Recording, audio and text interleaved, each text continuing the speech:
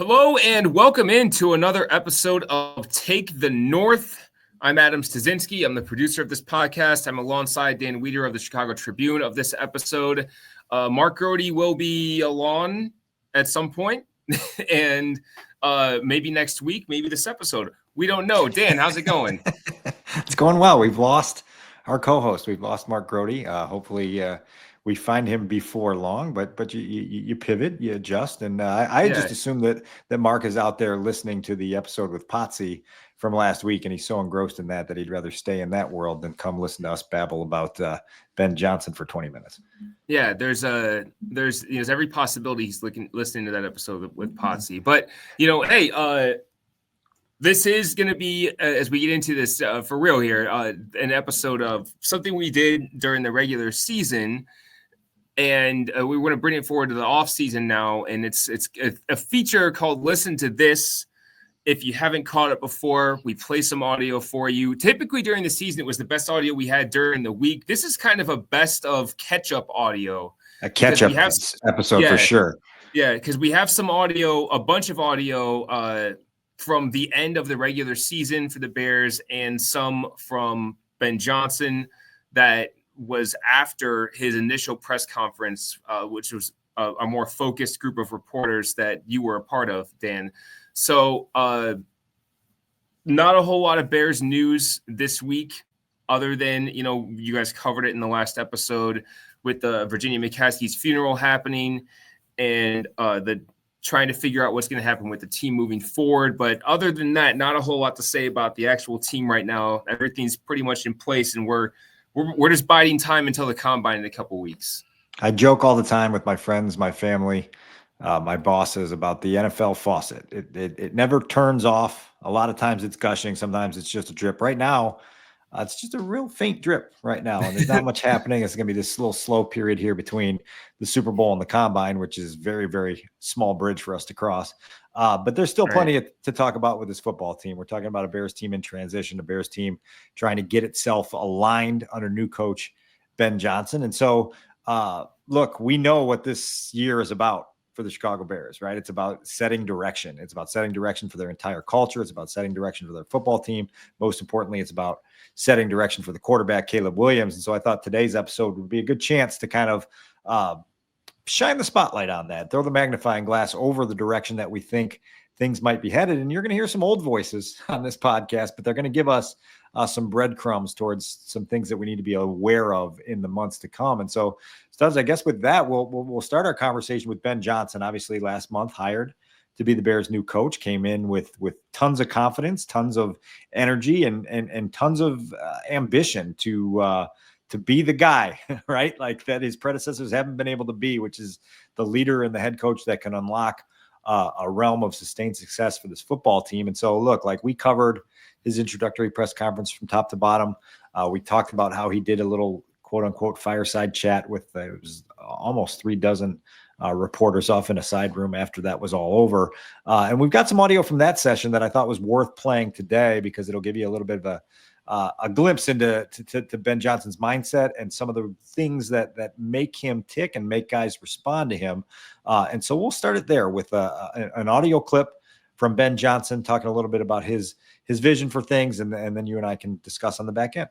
I think you're looking forward to showing as a head coach to the NFL, to Chicago fans, to show like I am more than this offensive. No, listen. We just the main lesson here is we're looking to win games, and I'm looking to get the most out of this team. Our coaching staff is going to look to develop all these players and make them exactly who we brought them in to be.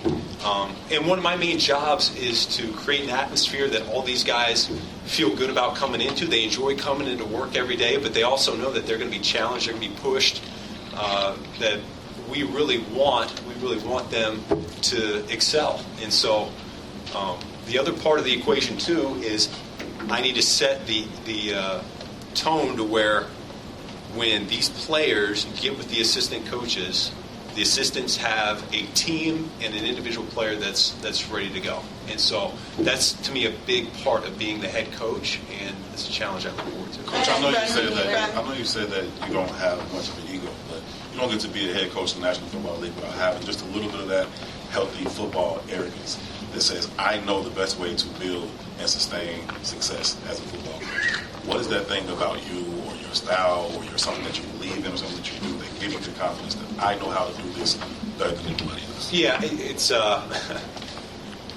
all 3 steps I've told you about.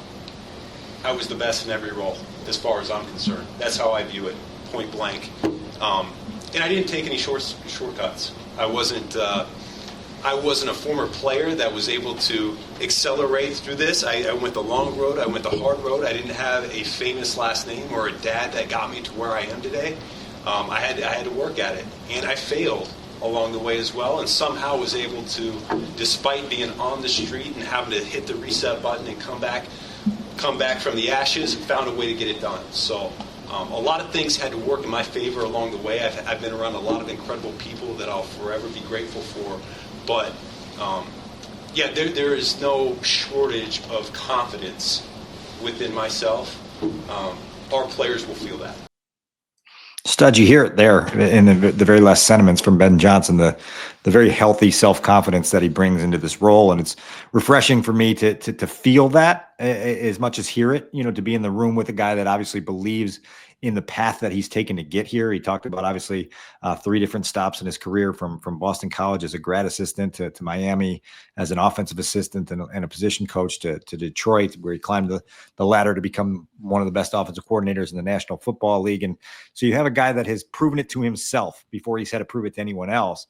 I think that's valuable. You also hear him there in those 2 clips talk about setting a tone. And the one thing that struck me when he talked about creating an atmosphere, it was very reminiscent of things we heard from Kevin Warren when he was hired, where he talked about the secret sauce of winning organizations being atmospheric, of creating a building where people are energized to arrive, but they also know when they get there that they are going to be pushed and challenged and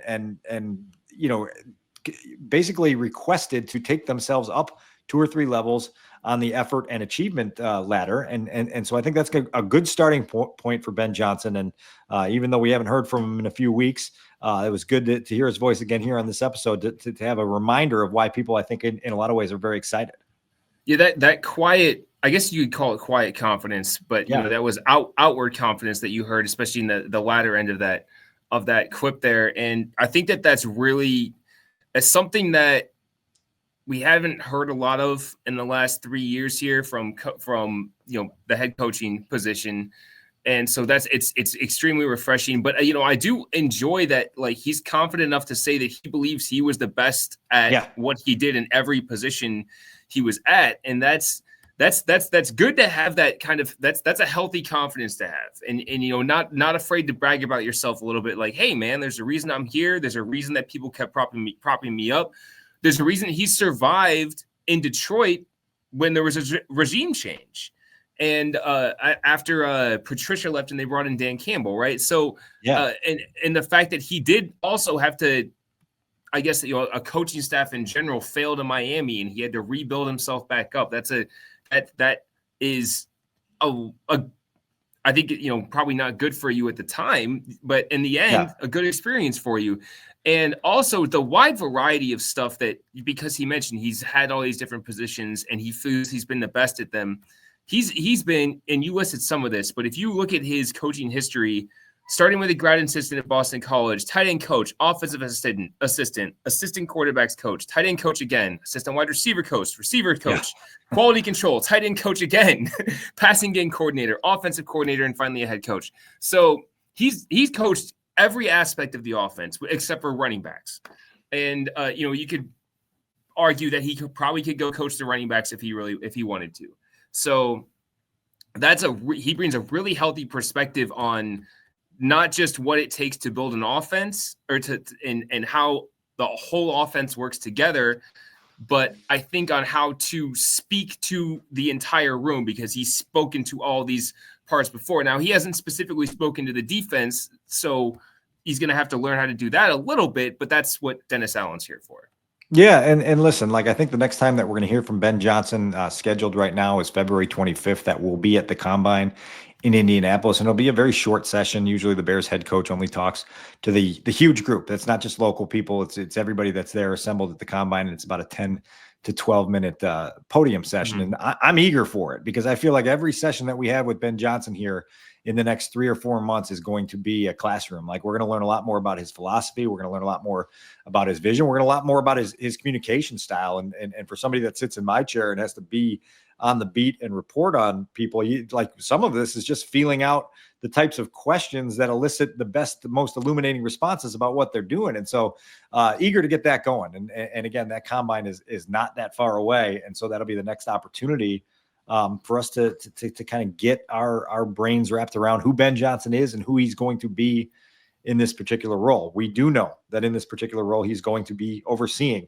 the guy that takes the snaps for the offense. His name is Caleb Williams, and he's got a lot riding on 2025. And so this next piece of audio we're going to play is from the Monday after the season ended. The Bears, obviously, you recall, finished the season off with a win. They broke that 10-game losing streak finally and did it with a game-winning drive at Lambeau Field to beat the Packers, with Caleb Williams making a handful of big-time plays down the stretch to set that win up. Well, the day after, his interim coach, who was once his offensive coordinator, who was once his passing game coordinator, all in the span of about 10 weeks, Thomas Brown, spoke a little bit about the things that he's going to want to see from Caleb Williams going forward. At the time, Thomas Brown was in the running to be the Bears head coach. I think he knew at that time that the Bears were likely going to pivot in a new direction, but that didn't stop him from having a little bit of an exit interview and offering some insight that I think will be valuable to us in this discussion. And it should be valuable to Ben Johnson, to be quite honest, to listen to a little bit of this back and forth about pushing Caleb Williams and try to understand and interpret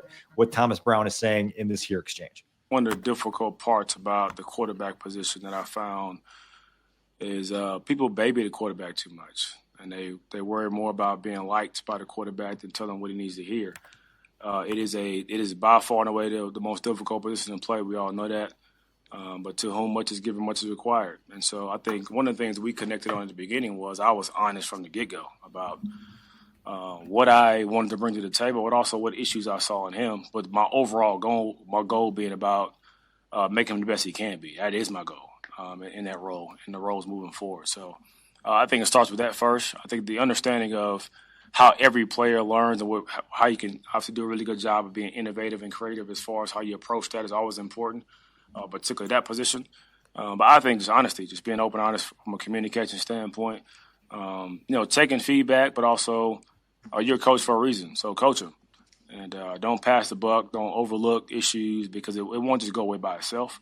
And I think the more time it goes by, of course, he'll grow and mature more, which is normal for any player, not just him. But I think the understanding of how to teach guys, not expecting guys to come in from day one and just have all the answers. Like, that's not realistic, and it shouldn't be the expectation. So, like I said before, from the very beginning, from a foundational standpoint, putting those things in place.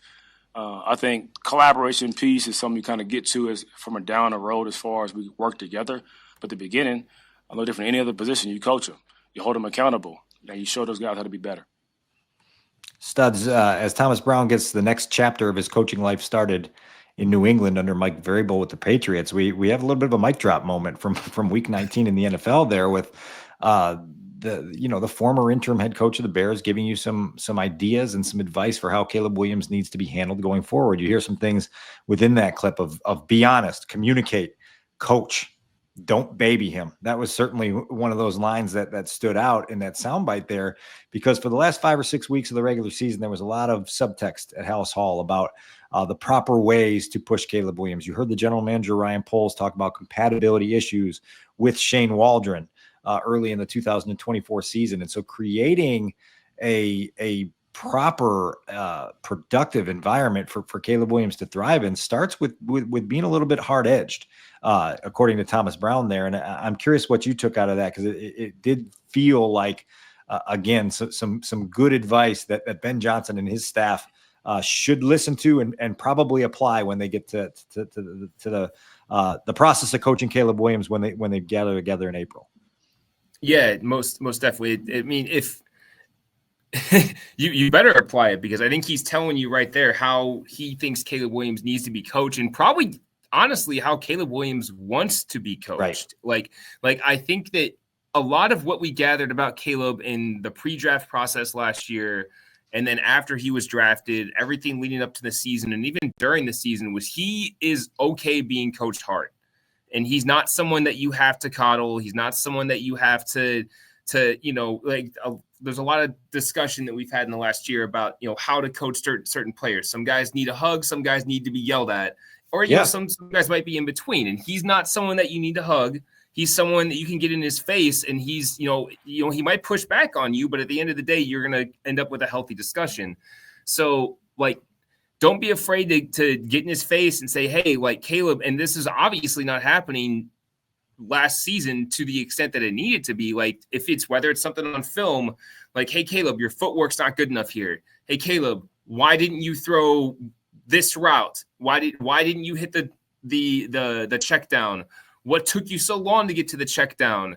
And have those honest kinds of conversations and honest feedback, because at the end of the day, Caleb has all these aspirational goals, and he wants to be the greatest ever. Yeah. He said it. He wants to pass Tom Brady, and he knows he's not going to get there if people aren't honest with him. And if people aren't hey, Caleb, you're messing this up. This needs to be better. Obviously, this is something that we've learned now. The snap count, the cadence stuff never got fixed in training camp the way that it should have. And it was let slide, and it got into the season. And that's why, and then that's a cascading problem. So that's just one example of something that he probably is going to be working on. So I think that that's a great, I hope that Ben Johnson hears that at some point, or maybe he talked to Thomas Brown and said, hey, what does this kid need? And so I hope that he hears that. But I don't know if Ben Johnson needs that, because he's said in his opening presser, get comfortable being uncomfortable. So I think he's going to be more than willing to push the whole team, not just Caleb. Well, that's why I think those two clips marry well together, the Ben Johnson one at the start and the Thomas Brown one there, because if you are talking about creating the most productive atmosphere, it's about challenging guys. It's about identifying deficiencies, addressing flaws, and making sure things don't slip. And it's not always what happens on the practice field or in the meeting room. It's challenging players to understand the investment needed to reach those levels, the amount of personal sacrifice and studying that needs to be done to play, particularly that position at the highest level.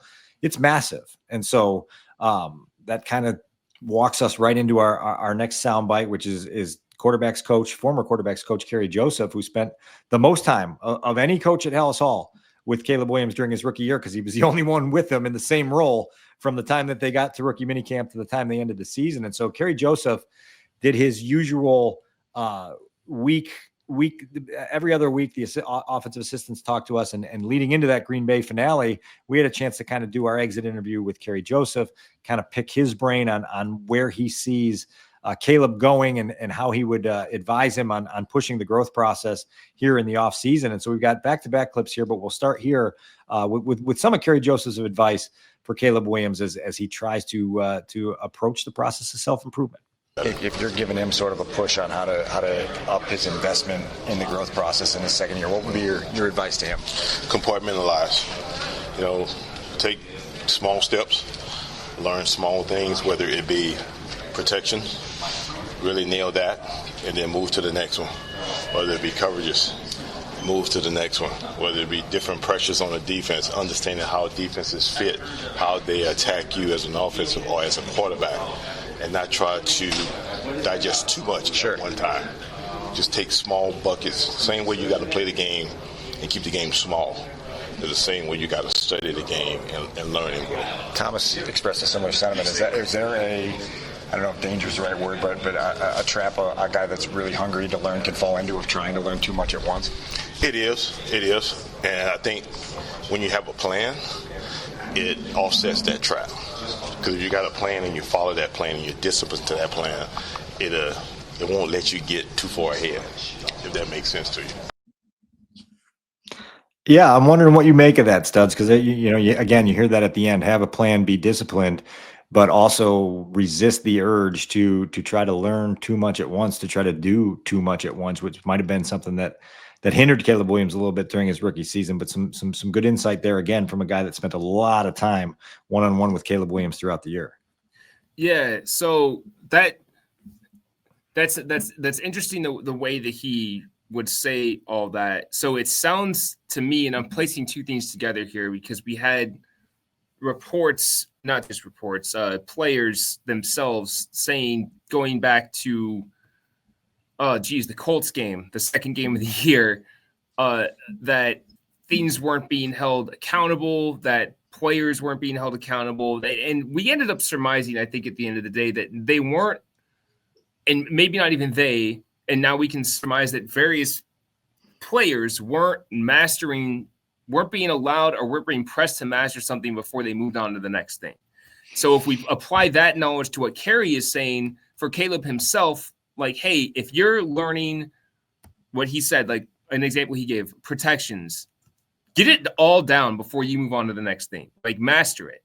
And, maybe you don't have time to 100% master it just in your first NFL training camp. But now in the offseason, you've got a lot of time to just sit down and be like, okay, I'm going to learn these protections like the back of my hand. And don't move on until you've got it down. And, like, you can apply that. This is something you can apply to a lot of different parts of life. Like, it's just sometimes when you're learning a new skill. So, all right, I'll apply this to when I was I played a lot of drums growing up. And sometimes when you're learning a new skill on the drums, you just got to sit down and you got to do it over and over and over and over and over and over and over until you can sit down on the kit and just play it without thinking about it. And you can apply that to what he's saying with Caleb here. Like, get it down, and I mean, really get it down so you're robotic about it. The best quarterbacks ever are robotic about their mechanics, about, like, Peyton Manning, a great example. He knew everything about the offense. He knew everything about the other defense. And he would get it down to the point that he was just like fire on game day. He's just firing it all off, one thing after another. And it's almost like instinct at that point. So I think that's pretty damn good advice for Kerry Joseph. Yeah, it's going to be fun to see how Caleb applies all this stuff as he goes into year two and tries to get himself a little bit more refined with how he attacks the job and how he learns and what he's trying to focus on in any given moment, and making sure not to focus on too much to where he gets a little bit off course. And so we have one more clip from Kerry Joseph from that same interview session back in early January. It's a little bit more of an off-season advice plan for Caleb Williams, how to handle the nitty-gritty from the spring and summer, so that when you get into the fall, you feel a little bit more prepared. And so the bridge cross from rookie year to year two is an important one for Caleb Williams, and how he handles and approaches things will dictate how much success he can have early on. And here's a little bit more from Kerry Joseph on that approach and that process for Caleb Williams this offseason. When you talk about him mastering the mental part of things to pair with his talent, what is the process of that in the winter and spring, right? Like in his next 6 months, once Sunday night ends? It's just studying film, like going cut up all of, like, cause I do it as a coach, so that's gonna be my thing to give to him to talk about, and all my completions. Boom. Why I had these completions. All my incompletions. Why was I late with my footwork? Did I not see something in the coverage? My sacks. Was that on me? Did a guy just miss? Did I hold on to the ball too long? All those things there, being able to see it and being able to continue to study it, and then also studying other people. Like, man, why is he so good? That's where you learn, that's where you grow and get wisdom and knowledge in the offseason, and then now you bring that back to OTAs. I think you just got to study, you got to be a student of the game in the offseason. Who's the guy you think he should study, just body type wise? Who fits him? I have my own thoughts of it. That's why I'm asking you. You see, you hear a lot of people talk about Patrick Mahomes, and you talk about the way he can play off platform. But then you watch him in the pocket. You got guys like a Matthew Stafford that can play from the pocket and anticipate those. So he has to pick and choose from different guys, which I think is good. Who's my pocket guys? Who's my guys play off schedule? And then now you take that and you try to see, okay, what can I learn? Once again, just like studying the game, right? As far as the mental aspect, what did you do to be successful? What did you do? Now, okay, physically, how can I learn from different guys? And our comment to him is, we want you to be the best version of Caleb Williams. And so you got to be like anybody else. So what works to be the best version of Caleb Williams? And to do that, we all need mentors. We all, as coaches, media, everybody has mentors. And that's how you do it, by leaning on other people. Can't do it by yourself. I love the idea, Studs, of borrowing from other quarterbacks. You hear two of them listed there, Patrick Mahomes and Matthew Stafford. But I also love the idea of understanding what the offseason requires of you. And Kerry Joseph says there very explicitly, like, be a student of the game. You know, your job here is to obtain wisdom and knowledge here in the months ahead that help you. Look, obviously it's going to be different for Caleb Williams going into year 2 because he's going to be interacting with a new set of coaches. He's going to be learning a new playbook. He's going to have to absorb a new system and figure out how all of those things fit in with him. But as it relates to improving his own game, you hear some advice in those clips of how to do it, about how to study your own season chunk by chunk by chunk and take little bits from each of it to understand what you did well and what you didn't, and what you can take from other quarterbacks to be better or, you know, improve on flaws and see where it takes you. And so really good stuff here, I think, in February to remember where Caleb Williams is on his growth chart and where he needs to go. And there's really no time to waste and no time to sit and relax, because there's a lot at stake for a lot of people with where Caleb Williams' career goes in the very near future. And I think that the good news out of this is Caleb himself has talked about being a huge fan of Matt Stafford. So I would hope that he's already watching Matt Stafford film. He's probably already watching Patrick Mahomes film. And, you know, it's like, I think that the thing that he can really learn from Patrick Mahomes isn't, you know, the off schedule stuff that's on the highlights and you see all that, but like his superpower in the past 2 to 3 years really has become how fast and how efficiently he gets the ball out of his hands. Now, Andy Reid and along with him do a great job of designing open receivers. And so that's part of it, but his superpower has really become, he never takes almost never takes a negative play. This Super Bowl is obviously and not an example of that, but and even though you could argue a lot of it wasn't on him, but the point is, prior to that Super Bowl, he's getting the ball out of his hands. He's never taking sacks. He almost never throws interceptions, at least interceptions that are directly on him. Now, again, all that was the complete opposite in the Super Bowl, and that's probably why they lost. It is why they lost. Sure. So that's, I think, something he can really learn from Patrick Mahomes is, hey, look at how fast he gets the ball out of his hands. Like, look at how often he's just taking the 5 yards. He's taking the 7 yards. He'll hit the big plays here and there when he really needs it, but really he's finding the open guy and taking what the defense is giving him and never taking a negative play. And doing just that alone is going to win you a ton of games. And then, and they talked about this during the season, when they need you, when the team needs you the most, that's when you go do all the crazy stuff. And so I think that he – hopefully going forward, and ultimately all this is finding the moments when to use his superpower, Caleb's superpower, which is the off script stuff. And so that's finding that balance is going to be the key in all of this. Right. Figure out a way to bring out your superpower as often as possible. Also understand how to be a surgeon from the pocket. You remember one of the discussions we had last offseason heading into the draft was whether, certain quarterbacks were artists or surgeons, right? And so like you got to do a little of both. And I think Caleb Williams is gonna realize that going forward. Now, listen, you're gonna have a whole new set of voices here. That's the last we're gonna hear of Kerry Joseph on the Take the North podcast, right? Like he's on to other things, and so now it's JT Barrett and it's Ben Johnson and it's Press Taylor and it's Declan Doyle and it's all these new people that are going to be around Caleb Williams trying to steer him in the direction that's most productive for himself and for the football team. And that's going to take some time to get used to. Look, like, again, there is a lot of heavy lifting for this football team to do on a lot of different levels this offseason to be in position to compete next year. And it starts at the quarterback position, because it always starts at the quarterback position. And that's one thing Ben Johnson told us multiple times during his introduction, that quarterback play is the great separator in this league right now. Getting a chance to learn more through his eyes, what that means and what that entails is going to be really, really fun. And so I'm definitely looking forward to getting back into the mix here in a couple weeks of starting to understand this new look Chicago Bears football team. Yeah, and I was just trying to look. I don't know if Kerry Joseph currently has a job right I don't now. believe he's been hired yet. No. So yeah, we probably and either way, like hey, maybe he can come on as a guest here in April if he's got nothing else to do. Yeah. Hey, come on, Kerry, if you're listening to this, we'd be glad to have you and tell us everything that went wrong last year.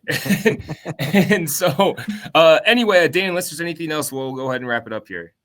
Yeah, no, the only other thing I have is if anybody sees Mark Grote, give us a shout. Let us know where he's at. Yeah. We'll find him. All right. So for Dan Wiederer of the Chicago Tribune and for our other co-host, Mark Grote of 670 The Score, I am Adam Studzinski. I produce this podcast. Thank you for listening to Take the North.